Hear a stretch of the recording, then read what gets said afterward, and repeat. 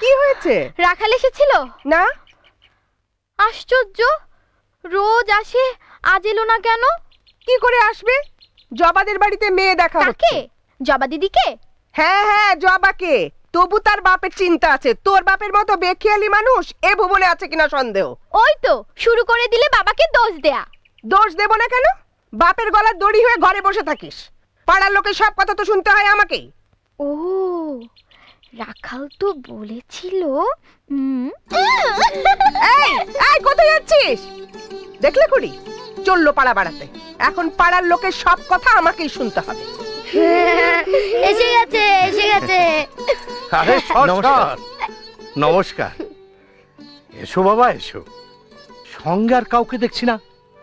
লোক লস্কর, গাড়ি ঘোড়া। আগে আমি একাই এসেছি, ইচ্ছে করে ওসব আনিনি। এসো বাবা, ভিতরে এসো।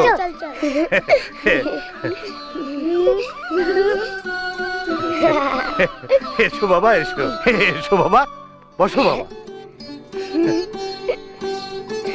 আমি একটু ভিতর থেকে আসি বাবা। আগে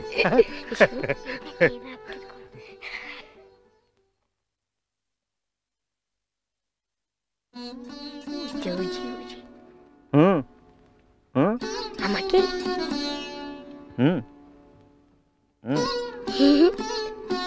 হুম হ্যাঁ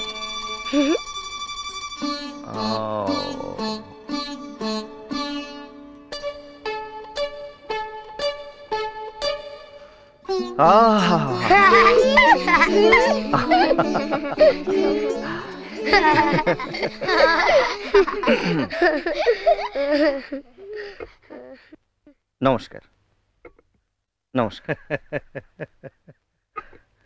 নমস্কার। খাও বাবা, খুব ভালো মিষ্টি। আমার জবা নিজের হাতে বানিয়েছে।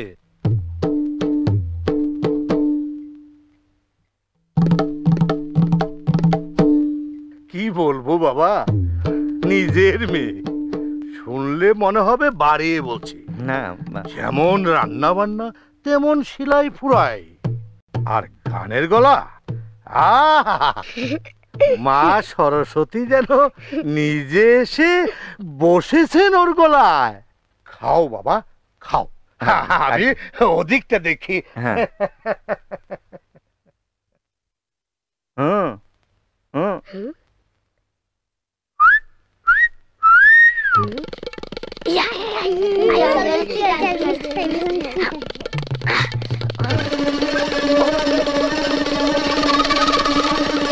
আয় মা।